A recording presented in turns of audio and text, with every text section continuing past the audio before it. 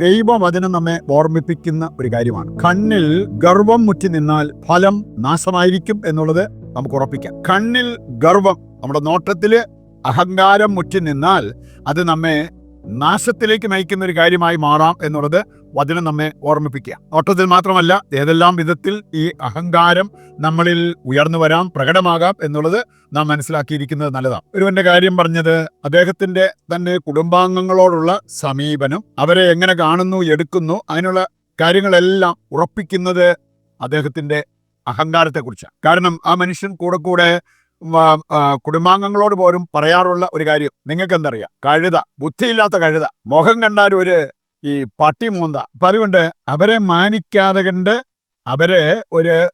അവരോടൊരു ബഹുമാനം പോലും കാണിക്കാതെ കണ്ട് സ്വാർത്ഥമതിയായി ജീവിച്ച, അഹങ്കാരിയായി ജീവിച്ച ഒരു വ്യക്തി. ശരിക്കും നമുക്ക് ദൈവമക്കളായി നമുക്ക് അങ്ങനെ ഒരു കാഴ്ചപ്പാട് എടുക്കാൻ പറ്റുമോ? ഒരിക്കലുമില്ല. മറ്റുള്ളവരുടെ മുഖക്ഷേപ്പ് എങ്ങനെയാണെങ്കിലും, അവർക്ക് കഴിവ് കുറവുണ്ടെങ്കിലും അവരെ നമ്മൾ ബഹുമാനിക്കാനും അവരെ അംഗീകരിക്കാനുമുള്ള ഒരു കടപ്പാട് ഉള്ളവരാണ് ദൈവമക്കൾ എന്നത് നാം മറക്കരുത്. വേറൊരുവന്റെ മനോഭാവം പറഞ്ഞു കേട്ടത്, ഞാനൊരു തെറ്റും ചെയ്യാറില്ല, എനിക്കൊരു കുമ്പസാരത്തിന്റെയും മറ്റാരുടെയും സഹായത്തിന്റെയും ആവശ്യമൊന്നുമില്ല. അങ്ങനെ ചിന്തിക്കുകയും ആ രീതിയിൽ സംസാരിക്കുകയും ചെയ്ത ഒരു വ്യക്തി ബൈബിളിൽ നമ്മൾ കാണുന്നുണ്ട്. ഒബാദിയ 1-ാം അധ്യായം 3-ാമത്തെ വചനം വായിക്കുമ്പോൾ അവിടെ പറഞ്ഞിരിക്കുന്നത്, എന്നെ ആർക്കും താഴെ ഇറക്കാൻ പറ്റത്തില്ല എന്ന് പറഞ്ഞ പോലെ തന്നെയാണ്. ആരും എന്നെ ഉപദേശിക്കേണ്ട, കറക്റ്റ് ചെയ്യേണ്ട, ഞാൻ ശരിയായ രീതിയിലാണ് പോകുന്നത് എന്ന് ചിന്തിക്കുന്നത് അഹങ്കാരത്തിൽ നിന്ന് മുളയെടുക്കുന്ന ഒരു ചിന്താഗതി ആയിരിക്കാം. നമുക്ക് ഈ കാര്യം മനസ്സിൽ വെച്ചുകൊണ്ട് ഏതാനും ചില കാര്യങ്ങൾ വചന വെളിച്ചത്തിൽ തിരിച്ചറിയാം. ഒന്നാമത്തെ കാര്യം, അഹങ്കാരത്തെ കൊല്ലാത്തവനെ അഹങ്കാരം കൊല്ലൂ. അതാണ് വചനം നമ്മെ പഠിപ്പിക്കുക. ഏതാനും വചനഭാഗങ്ങൾ എടുത്താൽ മതി. സുഭാഷിതങ്ങൾ 15:25 നമ്മൾ കാണുന്നത്, അഹങ്കാരിയുടെ ഭവനം ദൈവം നിലംപരിശാക്കും. സങ്കീർത്തനം 101 5-ാമത്തെ വചനം എടുത്താൽ, അഹങ്കാരിയെയും ഗർവിഷ്ഠനെയും ഞാൻ പൊറുപ്പിക്കില്ല എന്ന് പറഞ്ഞാൽ കർത്താവ് അവർക്കെതിരാകും. ജെറമ്യായുടെ പുസ്തകം 50-ാം അധ്യായത്തിന്റെ 31 എടുത്താൽ അവിടെ പറയുന്നുണ്ട്, അഹങ്കാരി, ഞാൻ നിനക്കെതിരാണ്. ഓ അരഗന്റ്, ഐ ആം അഗൻസ്റ്റ് യു. ഒരു കാര്യം ഉറപ്പിക്കാം, അഹങ്കാരം വെടിയുന്നില്ലെങ്കിൽ നമ്മുടെ അഹങ്കാരം നമ്മെ കൊന്നിരിക്കും, നമ്മെ വട്ടപൂജ്യമാക്കിയിരിക്കും. രണ്ടാമതായിട്ട് നമ്മൾ ചിന്തിക്കുന്നത്, അഹങ്കാരം അതിന്റെ ഉച്ചകോടിയിൽ എത്തുന്നതിന്റെ ഒരു സൂചനയാണ് ദൈവനിഷേധം, ദൈവദൂഷണം പറച്ചിൽ. ദൈവനിഷേധികളായി മാറുന്നതും ദൈവദൂഷണം പറയുന്നതും വളരെ മാരകമായിട്ടുള്ള ചില കാര്യങ്ങളാണ്, വളരെ അപകടകാരികളായിട്ടുള്ള കാര്യങ്ങളാണ് എന്ന് നമ്മൾ തിരിച്ചറിയണം. നമ്മൾ കാണുന്നുണ്ട്, അങ്ങനെയുള്ളവർക്ക് ദൈവം പ്രഖ്യാപിക്കുന്ന ശിക്ഷയും ചെറിയ കാര്യമൊന്നുമല്ല. യെശയ്യാ 37 അതിന്റെ 29-ാമത്തെ വചനം എടുക്കുമ്പോൾ സന്നക്കെരുവിനുള്ള ശിക്ഷ കർത്താവ് അവിടെ പ്രഖ്യാപിക്കുന്നത് കാണാൻ പറ്റും. നീ എന്നോട് കോപിക്കുകയും നിന്റെ അഹങ്കാരം ഞാൻ കാണുകയും ചെയ്തതുകൊണ്ട് ഇതാണ് നിനക്ക് ഞാൻ വെച്ചിരിക്കുന്നത്, എന്റെ കൊളുത്ത് നിന്റെ മൂക്കിലും കടിഞ്ഞാൺ നിന്റെ വായിലുമിട്ട് നീ വന്ന വഴിയെ നിന്നെ തിരിച്ചോടിക്കും. ഇത്രയും കട്ടിയായിട്ട് പറയാനുള്ള കാരണം എന്താ? അവൻ ദൈവദൂഷണം പറഞ്ഞു. അവൻ പറഞ്ഞൊരു കാര്യം, ഒരു ദൈവവും എന്റെ കയ്യിൽ നിന്ന് നിങ്ങളെ രക്ഷിക്കാൻ ശക്തിയുള്ള ഒരു ദൈവവും ഇല്ല. അത് ദൈവദൂഷണമാണ്.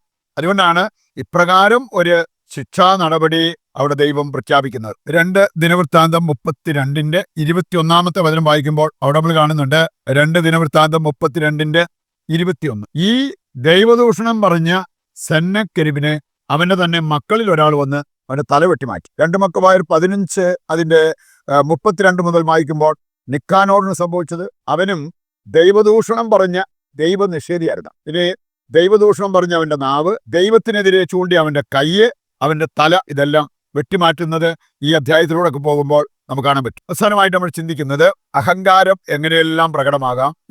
ഞാൻ അഹങ്കാരിയാണോ അല്ലയോ എന്ന് തിരിച്ചറിയാൻ അത്ര എളുപ്പമല്ല. പക്ഷെ നമ്മൾ ശരിക്കും ധ്യാനിച്ചാൽ, ദൈവവചനത്തിന്റെ വെളിച്ചത്തിൽ നമ്മുടെ ജീവിതത്തെ നമ്മൾ കാണുന്നെങ്കിൽ അഹങ്കാരത്തിലേക്ക് വീണോ ഇല്ലയോ എന്നുള്ളത് നമുക്ക് മനസ്സിലാക്കാനായിട്ട് ഒരുപാട് ബുദ്ധിമുട്ടേണ്ടി വരില്ല. അതിന്റെ വെളിച്ചത്തിൽ ഏതാനും ചില കാര്യങ്ങൾ നമുക്ക് മനസ്സിലാക്കിയിരിക്കാം. ഒന്നാമത്തേത്, നമ്മൾ ഇന്ന് കാണുന്നത് തന്നെ കണ്ണിൽ ഗർവം മുറ്റി നിൽക്കുന്ന അവസ്ഥ. പറയുന്നുണ്ട്, നോട്ടത്തിൽ അഹങ്കാരം പ്രകടമാകാം. സുഭാഷിതങ്ങൾ 30-ന്റെ 13-ാമത്തെ വചനത്തിലാണ് നാം ഇത് കാണുക.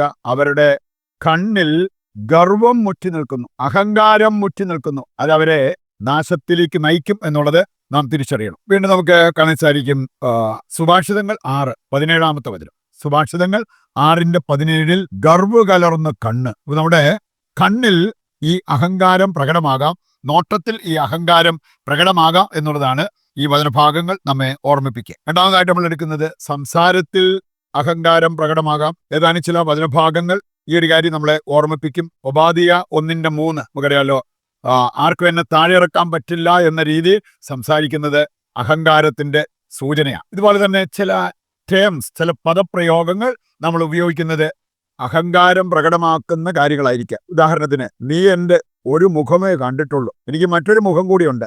അങ്ങനെ സംസാരിക്കുന്നവരെ ഒരുപക്ഷെ നമ്മൾ കേട്ടിട്ടുണ്ടായിരിക്കാം. അത് അഹങ്കാരത്തിന്റെ സൂചനയാണ്. വേറെ ചിലർ പറയും, നിന്റെ വേലയൊന്നും എൻ്റെ അടുത്ത് നടക്കത്തില്ല, ഞാൻ അവരോട് 2 അങ്ങ് പറഞ്ഞു കൊടുത്തു. ഇങ്ങനെയൊക്കെയുള്ള സംസാര രീതികൾ നമ്മൾ കേൾക്കാറുള്ള കാര്യമല്ലേ. വീണ്ടും വേറെ ചിലർ ഉപയോഗിക്കുന്ന ഒരു പദപ്രയോഗമാണ്, എൻ്റെ കൊക്കിന് ജീവനുള്ളിടത്തോളം കാലം നടക്കാൻ പോകുന്നില്ല. ഇങ്ങനെയുള്ള പദപ്രയോഗങ്ങള് ഇതെല്ലാം നമ്മുടെ സംസാരത്തിൽ വരുന്ന അഹങ്കാരമായിട്ട് നമ്മൾ കാണണം എന്നുള്ളത് മനസ്സിലാക്കിയിരിക്കുന്നത് നല്ലതാണ്. മറ്റൊന്നാണ് ചിന്തയിൽ വരുന്ന അഹങ്കാരം. 2 മക്കബായർ 5:21 വായിക്കുമ്പോൾ, അന്തിയോക്കസ് ഇങ്ങനെ ചിന്തിച്ചു, എനിക്ക് വേണമെങ്കിൽ കടലിലൂടെ ഓടാൻ പറ്റും, കരയിലൂടെ നീന്താൻ പറ്റും. സാധാരണക്കാർ ചെയ്യുന്നത് കടലിൽ നീന്തുകയും കരയിൽ ഓടുകയാണ്. ഇനി അതിൽ നിന്നൊക്കെ വ്യത്യസ്തമായ ചില ഫാൻസി ഐഡിയാസ്, അത് അഹങ്കാരത്തിന്റെ ഒരു സൂചനയാകാം. മറ്റൊന്ന്, പ്രവൃത്തിയിൽ അഹങ്കാരം വരാം. അതിനും ഏറ്റവും നല്ല തെളിവ് ഈ അന്തിയോക്കസ് രാജാവ് തന്നെയാണ്.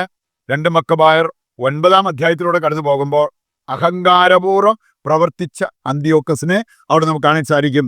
അത് അവനെ ജീവിച്ചിരിക്കെ പുഴുവരിക്കുന്നതിന് കാരണമാവുകയും ചെയ്തു. വീണ്ടും നമുക്ക് നമ്മുടെ വിജയം, വസ്ത്രമോടി, സമ്പത്ത്, അറിവ് എന്നിവയുടെയൊക്കെ പേരിൽ നമുക്ക് വേണമെങ്കിൽ അഹങ്കരിക്കാൻ പറ്റും. നിങ്ങൾ എസെക്കിയേൽ 27-28 അധ്യായങ്ങളൊന്ന് വായിച്ചാൽ അത് നമുക്ക് കാണാൻ പറ്റും. അതുപോലെ തന്നെ ജെറമ്യ 9:23 ജ്ഞാനം, മറ്റുള്ളവരെക്കാൾ എനിക്ക് അറിവുണ്ട്, പ്രാർത്ഥിക്കാൻ പറ്റുന്നുണ്ട് എന്നൊക്കെയുള്ള ആ ഒരു ചിന്ത അഹങ്കാരത്തിലേക്ക് നമ്മളെ തള്ളിവിട്ടേക്കാം. അവസാനമായിട്ട് നമ്മൾ എടുക്കുന്നത് സങ്കീർത്തനം 73-ാമത്തെ വചനം പറയുന്നുണ്ട്, വേണമെങ്കിൽ നമുക്ക് അഹങ്കാരം നെക്ലേസ് പോലെ ധരിക്കാം. അഹങ്കാരം കൊണ്ട് ഹാരമണിയുന്നവരെ, ഇതെല്ലാം നാശത്തിലേക്ക് നമ്മളെ നയിക്കുന്ന കാര്യങ്ങളാണ്. അതുകൊണ്ട് അതിൽ നിന്ന് പിന്തിരിയുവാനുള്ള തീരുമാനമെടുത്തുകൊണ്ട് അതിനുവേണ്ട കൃപയ്ക്കും അനുഗ്രഹത്തിനുമായിട്ട് പ്രതിഷ്ഠാജപത്തിൽ പങ്കുചേർന്ന് നമുക്ക് പ്രാർത്ഥിക്കാം. അഹങ്കാരികളുടെ മാനസാന്തരമാണ് നമ്മൾ ഒരു നിയോഗമായിട്ട്, കോമൺ നിയോഗമായിട്ട് വെക്കുന്നത്.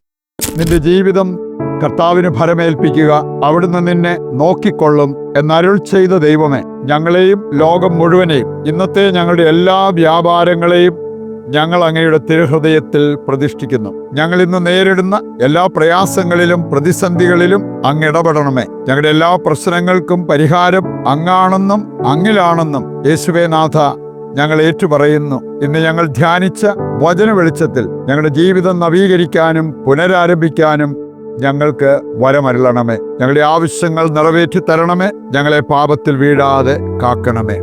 ആമേൻ. ഇന്നത്തെ നമ്മുടെ എല്ലാ ആവശ്യങ്ങളെയും കർത്താവിന്റെ കരങ്ങളിൽ ഏൽപ്പിച്ചുകൊണ്ട് താഴ്ന്ന സ്വരത്തിൽ ദൈവത്തെ സ്തുതിച്ചുകൊണ്ട് ദിവ്യകാരുണ്യത്തിന്റെ ആശീർവാദം സ്വീകരിക്കുവാൻ നമുക്ക് ഒരുങ്ങാം. യേശുവേ നന്ദി. Hallelujah, hallelujah, hallelujah, hallelujah. കർത്താവേ, ഞങ്ങളെ ഏറ്റെടുക്കണമേ. ഞങ്ങളുടെ എല്ലാ ആവശ്യങ്ങളും ഏറ്റെടുത്ത് അതെല്ലാം നിറവേറ്റി തരണമേ. യേശുവേ നന്ദി, യേശുവേ സ്തുതി.